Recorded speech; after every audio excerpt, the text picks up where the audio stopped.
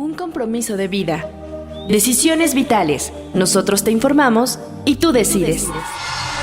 La experiencia y capacidad de profesionales de la salud que te ayudarán a encontrar tus razones de vida. Nosotros te informamos y tú decides. Decisiones vitales. Hola, ¿qué tal? Yo soy Alejandro Águila y estamos en Decisiones Vitales. Muchas gracias por acompañarnos todos los martes a la 1 de la tarde para que podamos transmitirles mucha información. Recuerden que tenemos temas que les pueden interesar porque nuestro lema es nosotros te informamos y tú decides. El día de hoy es un día muy especial para Decisiones Vitales debido a una gran figura nacional e internacional que nos va a acompañar, que es un maestro a quien quiero, admiro, respeto y creo que es el indicado. No encontraremos una persona más capacitada, más informada, más investigada en este tema que tenemos el día de hoy de cómo se vive la paternidad en la actualidad. Es un tema donde nos estamos adelantando un poco a el Día del Padre, porque fíjense que este Día del Padre pues se festeja el día o tercera semana de junio de cada año y nació esto en Estados Unidos. Hay un autor o el promotor de este día, el señor Sonora Smart Dodd, que en 1909 él promovió este día para ver la paternidad y la influencia de los hombres sobre sus hijos. Y por eso, pues todos los domingos normalmente de tercer junio, aquí en México celebramos el Día del Padre y hay que hablar mucho de ello. Por eso yo agradezco que nos acompañe Mariali Buenfil. ¿Cómo estás? Muy bien, Alejandro, gracias. Qué importante es hablar de los papás y yo creo que hoy en día tienen mucho más relevancia. En muchas décadas pues, se pensaba que la información, la educación y toda la estructura familiar estaba más recargada en la mujer y el padre pues nada más era un poco como proveedor económico, pero pues hemos visto muchas cosas y nuestro invitado el día de hoy tiene mucha investigación al respecto. ¿Qué te parece el tema? Sí, así es, me parece muy interesante, ¿no? Porque creo que hay que darle esta importancia al padre, como dices. Y pues sí, nuestro invitado de hoy creo que nos va a dar buena información al respecto. Muchísimo, le vamos a sacar mucho jugo, ¿eh? Porque tiene enorme información, investigaciones, trabajo, trayectoria.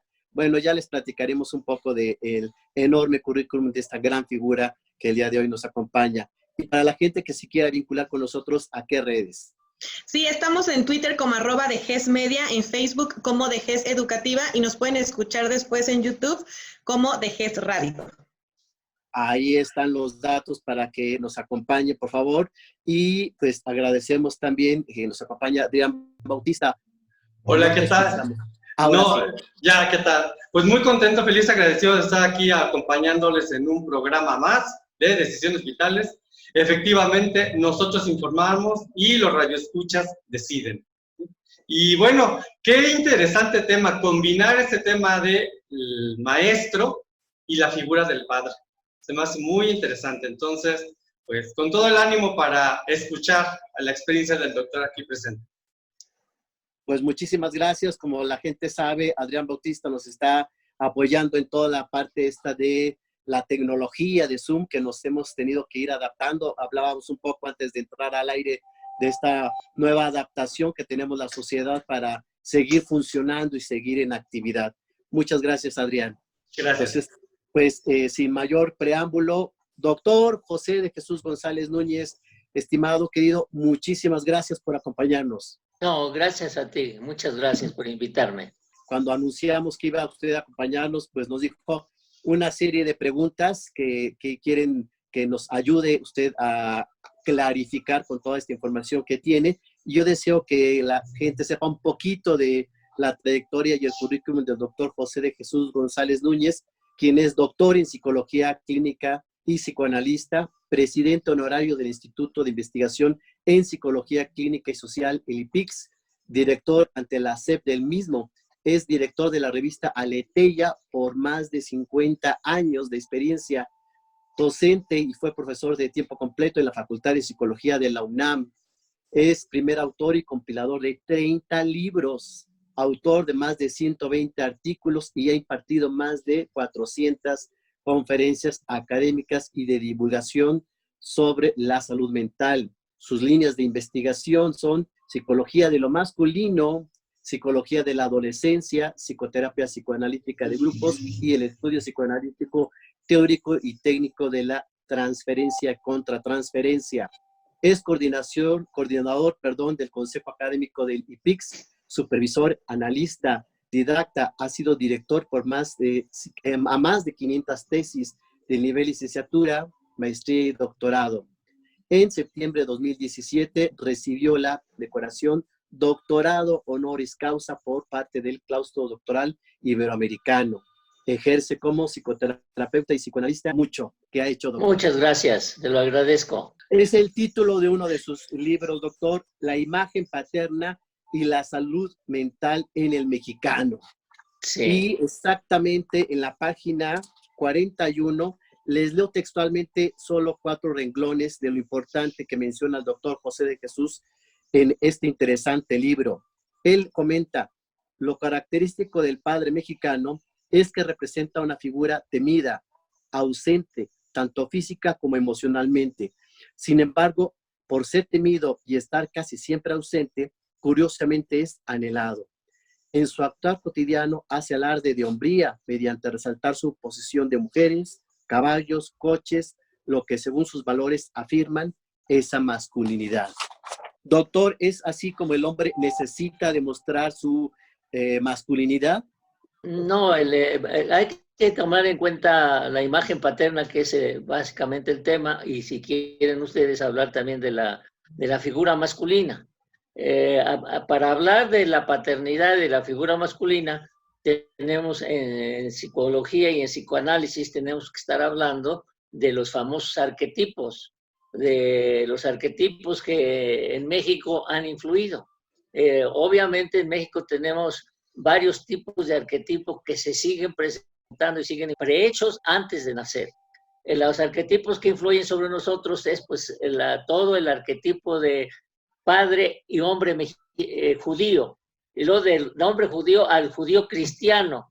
Luego del judío cristiano nos vamos al español, porque fuimos conquistados fundamentalmente, judío cristiano por la religión, y luego nos vamos a España porque nos conquistaron, pero hay que considerar que los españoles fueron conquistados por los árabes. Entonces tenemos también un arquetipo ahí medio escondido de tipo árabe. Y luego ya llega a México la conquista.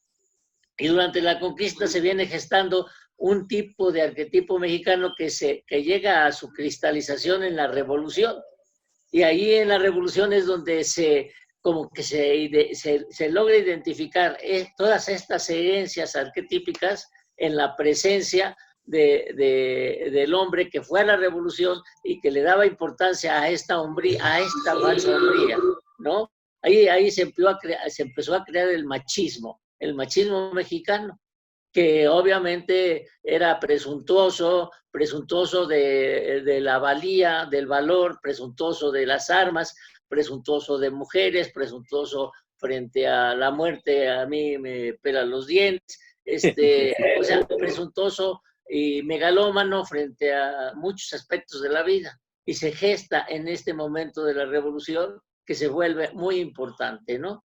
Algunos autores como Octavio Paz, como Santiago Ramírez, jalan todo el aspecto concreto del mexicano a partir de la conquista, que es también donde viene influyendo este aspecto de envalentonarse frente a las situaciones, ¿no? Entonces, el padre mexicano va a llevar sobre sus hombros este aspecto concreto de todo lo que viene en nuestra historia y mundial. Ahorita, antes no le dábamos tanta importancia cuando decimos mundial, pero ¿qué tal ahora? Sí. Ahora, ¿qué tal con el coronavirus? Sí hay pandemias mundiales. Antes no se veían tanto porque no había tanta gente que viajara tanto, pero las ideas sí viajaban. Las ideas sí viajaban a través de los libros. Las ideas sí viajaban a través de la influencia de lo que antes se llamaban los sabios, que eran muy importantes, ¿no? Entonces, llegaban este tipo de conceptos que fueron influyendo en el padre mexicano y en el hombre mexicano. Sí,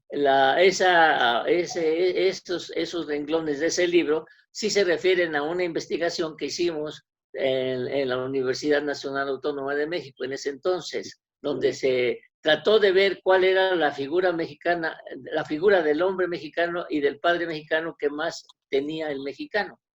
Y respetando pues las estructuras familiares. O sea, en México predominan dos estructuras familiares fundamentales. La figura diádica, donde lo más importante es el padre y la madre. Pero el tercer vértice es los hijos, que son ya el modelo triangular. Bueno, pues sea modelo triangular o sea diádico, resulta más importante el modelo de madre-hijo. O sea, se vuelve una relación más importante que todas las demás, prioritaria, y el hombre quedaba como excluido. Entonces, esa es una de las razones por las cuales el hombre empieza a quedar excluido. Y como las familias eran muy numerosas antes, entonces venía un hijo y el padre era relegado, venía otro hijo y era más relegado, y venía el otro hijo y era más relegado. Total que prácticamente al quinto, sexto, séptimo hijo, ya el padre resultaba ser un invitado. Y es donde en estos empujones hacia afuera de la familia, por así decirlo, es donde empieza a envalentonarse, ¿no? Junto con toda la influencia de la revolución y junto con toda esta carga arquetípica que estoy hablando y que sí creo yo que ejerce su influencia tanto en el padre como en el hombre mexicano. Doctor, pero sumado a esto, el hecho de que el hombre tuviera muchos hijos, antes lo hacía más hombre, ¿no? Sí, era una de las... era la influencia religiosa y la influencia masculina. La influencia religiosa es los que Dios nos mande. Y se creía, y se tenía fe en eso. Y luego, amalgamado a esta idea, estaba, si tengo más hijos y varones, soy más hombre, ¿no? Llegando incluso a la concepción prejuiciosa de tener hijas es ser mamá. O sea, era un hombre que tenía hijas, era un hombre que era mamá, no era papá. El chiste era tener hijos, muchos y varones. Y el hombre que tenía muchos hijos y varones se sentía orgulloso de su masculinidad, ¿no? Entonces, ahí es de las dos influencias, la religiosa, el religioso-cultural y la cultural y de influencia individual, se juntan y sí dan por resultado esa conceptualización de muchos hijos, más hombres, ¿no? Y si son varones, mejor. Y luego vienen los anticonceptivos, entonces ahí sí rompe mucho el esquema de todos los hijos que Dios nos dé, ¿no? No, ya llegamos, el primer concepto es muy religioso. Todos los hijos que Dios nos dé para poblar el mundo. Pero de repente, purrún, el mundo está sobrepoblado. Sí. ¿Ya? ¿Qué pasó con esa visión? De repente nos encontramos que la cumplimos, la meta, la sobrepoblamos, y se nos pasó la mano. Se nos pasó la mano y la sobrepoblamos. Y entonces ahí sí hay que echarse un poco para atrás. Hay que echarse un poco para atrás y ya viene toda la época de tener un hijo, tener dos y ya tener tres es sobrepoblación, ¿no? Cambió Entonces, mucho la estructura familiar, pero cambia, doctor, sí, le escuchamos. la estructura familiar de los 50 era mucha madre, poco padre y muchos hijos. Pues sí, es lo que decía muchos autores que han estudiado. Sí, viene con el propio El laberinto de la soledad, Santiago Ramírez lo retoma, González Pineda lo continúa, y varios autores que escribieron sobre el mexicano en esa época lo sostienen, ¿no? Y obviamente actualmente esta estructura familiar cambia, seguimos teniendo mucha madre, eso sí que ni qué, pero más racional. Pues un poco en broma. Usando más la razón, usando más la inteligencia, usando más la educación. más padre. Efectivamente, poco a poco, a partir del 68, para mí es una fecha arbitraria, pero importante, donde se empieza a forjar una nueva mujer y un nuevo hombre. Las mujeres son más estudiosas, son más responsables, los hombres venimos más lentamente cambiando, pero lo hemos hecho. Y estamos más cerca de los hijos y estamos más cerca de nuestras mujeres. Entonces, esa estructura de muchos hijos cambia, ya nomás hay uno o dos. Mucha madre sigue y ya hay poco padre, no, esa influencia paterna ya es mayor. Ya los hombres apartan tiempo para su esposa y apartan tiempo para sus hijos, en forma deliberada. O sea, lo cual es un cambio. Antes era el hombre dedicado a trabajar y su vida era trabajar para llevar dinero a la casa. No le importaba la relación con la esposa y no le importaba la relación con los hijos. Ahora ya aparta tiempo para estar con la esposa y para estar con los hijos, lo cual ya nos da un nuevo modelo de familia de tipo mexicano y nos da también un nuevo tipo de hombre, ¿no? Un poquito más racional y casi podríamos decir que ya ahorita los machos están fatigados de ser machos. Sí, los machos. ¿Por qué? Porque el macho está fatigado de ser macho. ¿Por qué? Porque ya quiere ser hombre. Y ser hombre es responsabilizarse, estar cerca de la familia, convivir con ella, transmitir los valores religiosos, los valores espirituales, si usted quiere, y también los afectivos, que son los más importantes, a los que se les da más importancia en esta época. Wow, ¿No? qué interesante, doctor. Esto aparte del 68, yo no lo había conceptualizado así, pero tiene usted toda la razón. Esto quiere decir que la función actual del hombre, del papá, al involucrarse más en la familia con los hijos, hace mejor familia, mejores hijos. Sí, claro. O sea, el hombre, el padre funge una función muy importante en el futuro de la personalidad del hijo. O sea, lo conceptualizamos como el hijo nace con una herencia, ni modo. No, puede ser no directa. Yo no traigo la herencia o puedo traer la herencia directa de mi padre, de mi madre, pero puedo traer la herencia de mi abuelo o de mi bisabuelo o de mi tatarabuelo, yo no sé de cuántas generaciones atrás. Yo a mis alumnos a veces les pregunto, ¿saben ustedes sus antecedentes de hace 200 años? No. Prácticamente nadie lo sabe porque nadie ha dejado escrito. ¿Y sabe cuántas generaciones son en 200 años? 8, 9. 8, 9 generaciones. Ahorita los bisabuelos ahorita, que es cuarta generación, los bisabuelos tienen entre 90 y 100 años. Entonces, si usted le calcula 4 o 5 generaciones por cada 100 años, en 200 años, no son muchas. Si usted ve, no son muchas. 8 generaciones no son muchas. Y podemos arrastrar cosas heredadas desde entonces. Pero ¿quién se va a enterar de nuestros antecedentes de hace 200 años? Bueno, doctor, eso influye en la personalidad. Luego nacen en un hogar donde hay una mamá que va a influir sobre el niño y donde hay un papá o un papá ausente que va a influir sobre el niño. Aunque sea ausente, influye.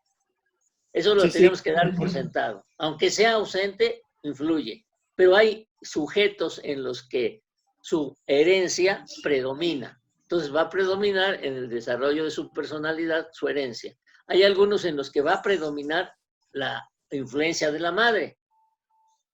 Y hay otros que va a tener la influencia del padre. Y otros que logran hacer una conjunción de herencia, influencia de la madre e influencia del padre. Pero son más pocos. Entonces, si tomamos en consideración esta influencia, pues sí, que nos da por resultado actualmente un mexicano pues más racional, más consciente. Ya nos estamos interesando más, ya usted ve que ciertas familias sí se interesan por sus árboles genealógicos. Yo sí sé de varias familias que ya se han dedicado en forma exclusiva a recopilar por lo menos desde los bisabuelos para abajo todo el árbol genealógico. Y a preguntar, oye, mi abuelo, ¿qué enfermedades tenía? Caray, porque pues hay que estar prevenido, ¿no? Oiga, doctor, pero qué difícil saber lo de las anteriores generaciones, porque hay algunos que pues no saben ni quién fue el papá. Sí, ese es el... Y sí, hasta de esa generación, yo soy de las últimas generaciones de eso, que muchos sabíamos quién era nuestro papá, nuestra mamá, y a lo mejor un abuelo, y no conocíamos a más. Pero efectivamente, tienes razón, hay muchos que eran hijos, muchos hijos de padres sin padre, abandonados porque el padre los abandonaba en esa actitud machista, ¿no? Y con eso se salvaba la paternidad, una paternidad que no se ejercía, por supuesto, ¿no? Entonces sí, creo yo que el cambio que se está destacando aquí en el programa es esa, que el hombre se está concientizando, no en la medida que las mujeres quieren, no en la medida que las mujeres quieren, sino en la medida en que los hombres podemos, ni siquiera lo que queremos, sino podemos, estamos reactualizando esta colaboración con la esposa en la educación de los hijos, ¿no? Ahorita en el instituto vamos a llevar por lo menos para el siguiente coloquio 3 investigaciones por lo menos, donde se está viendo cuál es el interjuego de roles entre el padre y la madre dentro del propio hogar. Y donde es un interés genuino de saber cuánto aceptamos los hombres de aceptar cuestiones del hogar, de hacer cuestiones del hogar y seguir sintiéndonos hombres con la identidad masculina, ¿no? Y aquí también habría que preguntarse, doctor, corríjame si estoy en error, ¿qué tanto la mujer también acepta que el hombre se involucre? Porque la educación, las cosas que hacía la mujer con el hijo eran como su territorio de poder, ¿no? Claro, pero eso no nos lo creen. Eso no nos lo creen. Dicen que es una defensa nuestra. Cuando uno dice eso, hay que decirlo, a ver en qué lugar lo dice. Porque si lo dice usted donde tenga una feminista luchona, le va a decir que eso es sí, claro, eso es para defender su machismo. ¿Sí? ¿No? Porque decir, ay, sí, la mujer no deja que el hombre se incluya en la familia. La madre no deja que el padre ejerza su función masculina, su rol de padre. Sí, claro, es una defensa, pero es cierto. Muy cierto, doctor. De hecho, pero sí, hay que tener el cuidado de que no se malinterprete. Por eso yo hago esta escoleta breve, porque pues hay que decir que sí, en algunos hombres puede ser una defensa, claro, pero en términos generales es así. Las mujeres luego no dejan que el hombre se incorpore, ya sea como figura masculina o como padre. Quieren que los hijos quieran a la mamá, que quieran más a la mamá que al papá. Ni siquiera igual. Yo quiero que mis hijos me quieran más. Y a los hombres como que, pues me da lo mismo. Pues me da lo mismo. Si mi hijo me quiere, hombre, bienvenido. Y si no me quiere, pues ya ni modo. ¿No? No hay esa interés vívido, importante, ¿no? Ya cuando un hombre, solo si encontramos, ese de los cambios, si encontramos hombres divorciados, es decir, la verdad, que obviamente se dedican a hacer una labor guardiana sobre los hijos y hacen buenos hijos, se responsabilizan en esa labor guardiana de cuidar a los hijos después del divorcio, responsabilizarse de la educación de los hijos después del divorcio, hijos que van en primaria, secundaria, los siguen en la prepa y los siguen en la profesional, y hacen presencia muy activa, muy constante. Sí hay padres, cada vez hay más este tipo de padres. Es un pequeño homenaje para el doctor José Jesús por todo lo que ha aportado de estudio, de bibliografía para el conocimiento de la función del papá y la masculinidad.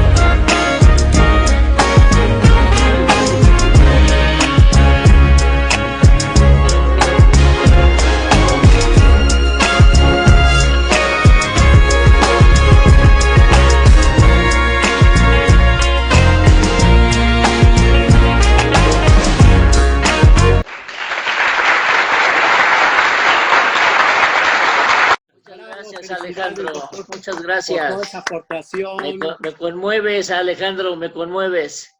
Al contrario, doctor. Me siento muy conmovido y muy agradecido, de Y veras. faltaron muchísimos materiales. Sí, faltaron muchos más. Yo lo que deseo preguntarle, doctor, si es que el papá de hoy quiere ser más amigo que papá.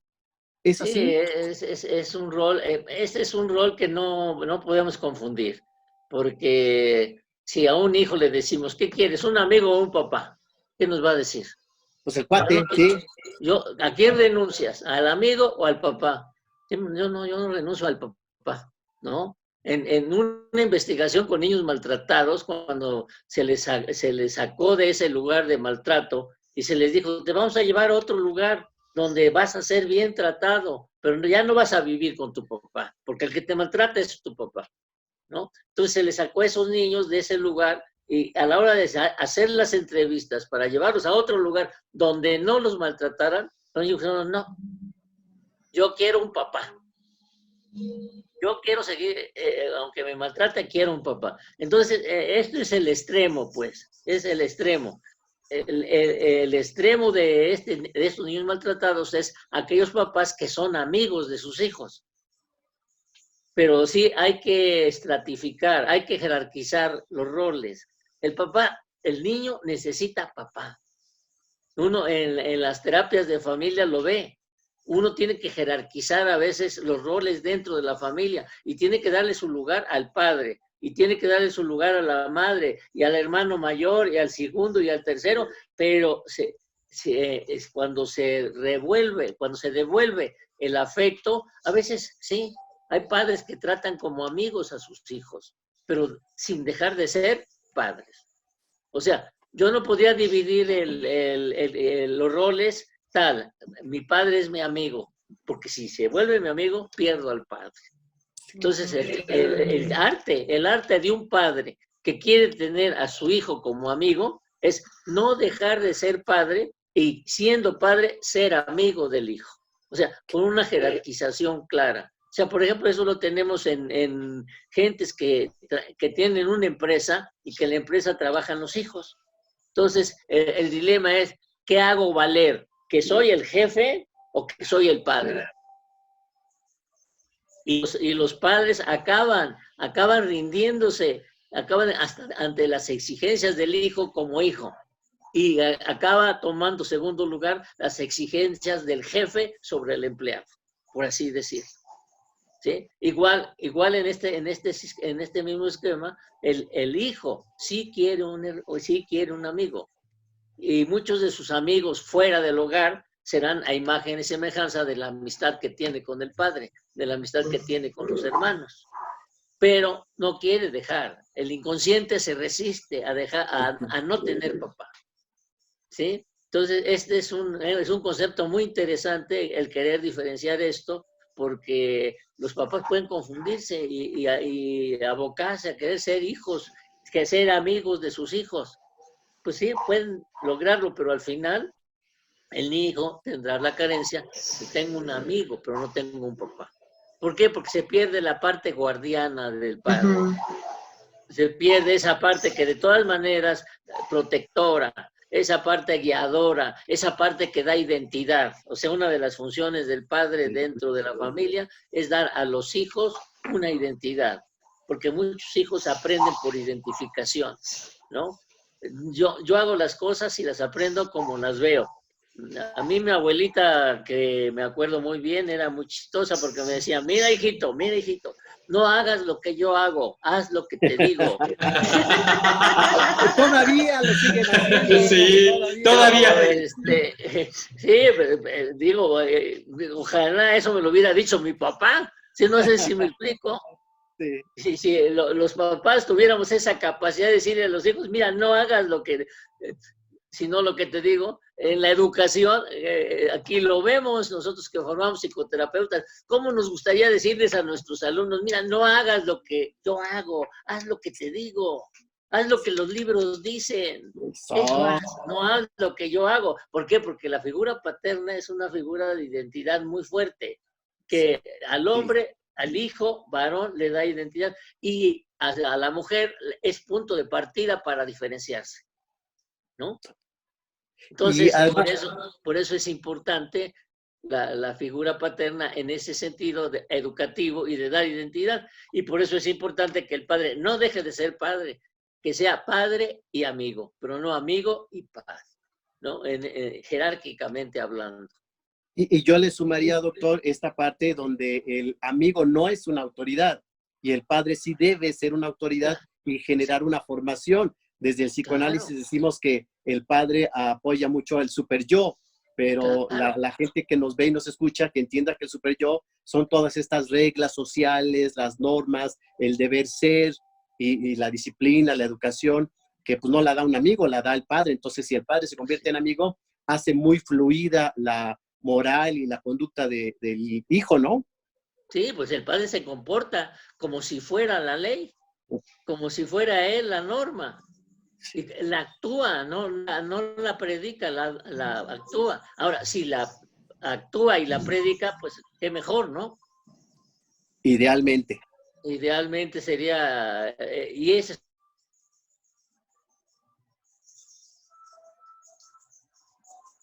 son los que den éxito al hijo, ¿no?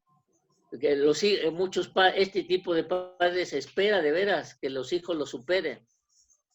Y con gusto, con satisfacción. El otro tipo de padre, en cuanto el hijo empieza a crecer, lo empiezan a detener, para que no me llegue ni a los talones, ¿no? Entonces, pero es muy cuate, a ver, es muy amigo, pero Claro. no le permite ese crecimiento que a lo mejor en una de esas, por herencia, trae una mayor inteligencia que el propio padre. Y este hijo que trae una inteligencia más que el propio padre, no va a poder crecer porque el padre le va a poner el estate hasta aquí, porque es muy amigo, ¿no? Entonces sí, es un concepto muy importante que se tiene que... Sí queremos que el padre, sin dejar de ser padre, sea más amigo de sus hijos. Y si es más amigo de sus hijos, por lo tanto, aprenderá a que el nuevo padre, o sea, el nieto vaya a ser un mejor nieto y su hijo sea un mejor padre. O sea, ese es uno de los cambios. En psicoanálisis sí sabemos, las gentes que psicoanalizan están en el punto de cambiarle la historia a toda la prole. Porque el cambio de ellos...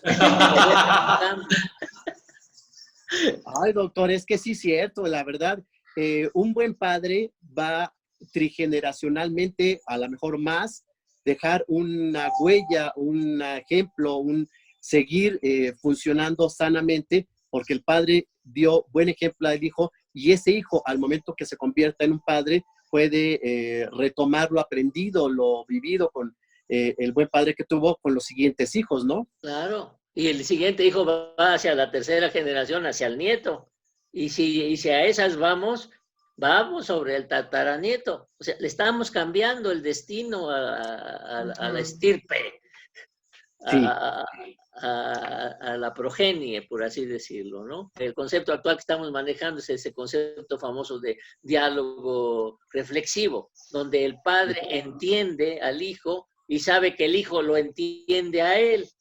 Y que en este entendimiento de que los dos tienen, mi hijo tiene necesidades y mi hijo tiene necesidades, pero sabe que yo también tengo necesidades. Y yo tengo necesidades, pero sé que mi hijo tiene necesidades. Y se pueden predecir tanto las necesidades del hijo como el hijo las necesidades del padre. Que este movimiento que está denominado diálogo reflexivo ayuda a crecer, conste, el amigo hijo ayuda a crecer al propio padre. En este movimiento empático mutuo del hijo al padre, del padre al hijo, en donde se entienden que las necesidades del uno también las tiene el otro. Necesita, pero él necesita al padre. Y viceversa, el padre necesita al hijo, pero también necesita él. El hijo lo necesita a él. O sea, yo influyo sobre mi hijo y soy consciente de que lo que yo haga tiene influencia en lo que él haga. Y el hijo sabe que lo que mi hijo haga tiene influencia en mí y tiene que cuidar su comportamiento con respecto a mí porque sabe que tiene influencia en mí. Entonces, el establecimiento de esta relación amistosa porque es un diálogo reflexivo, es un diálogo basado en la razón. Cambia la estructura de la amistad, pero la amistad se conserva como ideal, porque hay mucho afecto entre los dos, hay mucha amistad entre los dos. Es algo bidireccional y aquí lo importante a recalcar para la gente que nos ve y nos escucha, esta parte yo lo quiero repetir, doctor, porque es muy cierto. El hijo influye en el padre influye en el hijo y obviamente esto se va a ver reflejado en las siguientes generaciones. Lo que yo quería preguntarle, doctor, si es que la sociedad actual aquí en México valora la función del papá o no la valora. Las mujeres quieren que la valoremos los propios hombres, que los propios hombres nos sintamos verdaderos padres de nuestros hijos, ¿no? Pero volvemos a lo mismo, cuando queremos ejercer esa función, a veces no la podemos ejercer, ¿no? Las propias mujeres que nos los piden son las mismas que nos lo impiden. Ya habíamos hablado un poquito de esto. Aquí viene otra vez el tema. Aquí viene el tema otra vez, ¿no? Porque pues obviamente sí, nosotros los hombres, repito, ya estamos cansados de ser machos. Los machos estamos fatigados, queremos ser hombres. El padre macho está cansado de ser macho, quiere ser padre, quiere ser hombre, en el sentido masculino amplio, ¿no? Entonces sí, es importante que obviamente se requiera, la sociedad demanda una nueva imagen, una nueva forma de influenciar a los hijos para el cambio, obviamente. Si yo le preguntaba esto, doctor, porque no sé, Mariale, Adrián, pero la percepción que tenemos es que si un niño nace en una familia uniparental donde solo está la mamá, pues la mamá puede con todo. No hay problema, no se ve tan grave el que no exista el padre. Pero si es al revés, si el papá es el que se queda con los hijos, la sociedad se queda pensando también, necesita una mamá. No puede estar sin mamá. ¿Algo que nos quieran aportar, Mariale y Adrián? Pues, o sea, sí, igual socialmente se ve así, pero creo que al final estos niños que crecen solo con la madre, sí se ve la carencia del padre. O sea, yo que he atendido niños, ¿no? Con madres solteras, sí se ve la carencia del padre. O sea, sí hay una necesidad. Y en todo caso, pues se busca un padre sustituto. Y también, complementando, creo que socialmente se generó incluso una figura de madre mexicana, tipo Doña Lucha, ¿sí? Que es la que hace frente con todos los problemas que viene el hacerse cargo de una familia. Pero con todo y eso, saca a la familia adelante. Pues creo que es interesante el planteamiento que nos da el doctor de el nuevo hombre. El nuevo hombre, pero también obviamente sin hacer manifestaciones ni nada, sí estamos exigiendo una nueva mujer, ¿no? Claro. Estamos exigiendo una nueva mujer, no, a lo mejor no en forma manifiesta, aunque ya los matrimonios actuales sí le exigen. Sí. Vamos 50-50 en todo, canijo. Órale. Es equitativo. Quieres que lave platos, quieres que trapee, quieres que ayude a cambiar al niño. Sí, pero entonces tú éntrale con tu cuerno, ¿no? La economía repartida, claro. Sí, entonces ya también eso parte del hombre, una nueva mujer en ese sentido. Vamos a ver cómo evoluciona este proceso, ¿no? Vamos a ver cómo evoluciona. Pero es obvio que en la medida que los dos sean más razonables y lleguen a tener diálogos reflexivos más amplios, pues van a tener mejores hijos, porque los dos se tienen que mejorar en ese sentido, ¿no? Muy cierto. Y de hecho, la siguiente pregunta que quería yo formularle, porque desgraciadamente se nos está terminando el tiempo y a mí me quedan muchas preguntas en el aire. Doctor, ¿qué tanto pueden los padres fomentar la salud mental en los hijos? No, pues imagínese, es enorme y debería de considerarse un padre que va a tener un hijo, debería de considerarse como responsable de mucha de la salud mental del hijo. Y los mexicanos en ese arquetipo que tenemos también el arquetipo azteca, que se me olvidaba decirlo. También. Para los aztecas, el padre era una figura para toda la vida, para toda la vida. Y uno de los requisitos que le pedían al hijo que iba a tener un hijo, el padre le decía a su hijo, ¿vas a tener un hijo? Sí. Pues mira, si vas a tener un hijo, acuérdate, es irrenunciable tu capacidad de aconsejar a tu hijo. Es irrenunciable. O sea, tenga tu hijo la edad que tenga, tienes que aconsejarlo. Imagínense esa postura arquetípica azteca que se nos pierde, porque al llegar al adolescente, cuando el adolescente se porta uno un poco rebelde, ya no nos quiere decir, ya no nos quiere hacer caso, decimos, ya quédate solo, dime lo que quieras, yo te tengo que seguir aconsejando. Y ahí van envueltos los mensajes de salud mental. En esta permanente actitud aconsejadora del padre, que le dé equilibrio, que le dé visión, que le dé metas, que le dé dirección a la conducta del hijo, que eso es saludable, ¿no? Que le ayude a moldear sus emociones, a expresar las emociones en términos saludables, no el volverlo un valentón que solo sabe expresar la agresión y cree que si sabe expresar la agresión, ya se sabe expresar, ¿no? Tiene que saber expresar agresión, sí, en forma adecuada y en el momento adecuado y ante la persona que puede expresarla, pero también tiene que saber expresar toda su parte tierna, toda su parte amorosa, toda su parte amiga, toda su parte exquisita que el hombre puede llegar a tener, ¿no? Pero a diferencia de lo que usted nos comparte, doctor, de los aztecas, que había este requisito, hoy en día no hay requisitos, ya cualquiera puede ser papá, ¿no? No, usted ya nace y no hay la conciencia de esa responsabilidad de yo voy a tener un hijo y para toda la vida tengo la responsabilidad de aconsejarlo. Ahora sí que si se llega a los 80, a los 90 y el hijo llega a los 50, 60, tengo que seguirlo aconsejando. ¿No? Sí, porque hay una experiencia. Es donde va, en el consejo estoy yo incluyendo todo el mensaje de salud mental que un padre puede darle a un hijo, ¿no? Oh. Se lo da con el ejemplo, se lo da con la forma de pensar, se le da con la forma de actuar, pero también se lo da en esta intencionalidad que lleva el consejo, porque siempre los consejos llevan una intención de salud mental. Por eso y hay un refrán en México que no oye consejos, no llega viejo, ¿no? Pues sí, así es. Sí. ¿Desde cuándo tenemos ese dicho? Yo ya lo oía cuando era joven. O sea, hace 80 años ya lo oía yo. Doctor, qué lindo.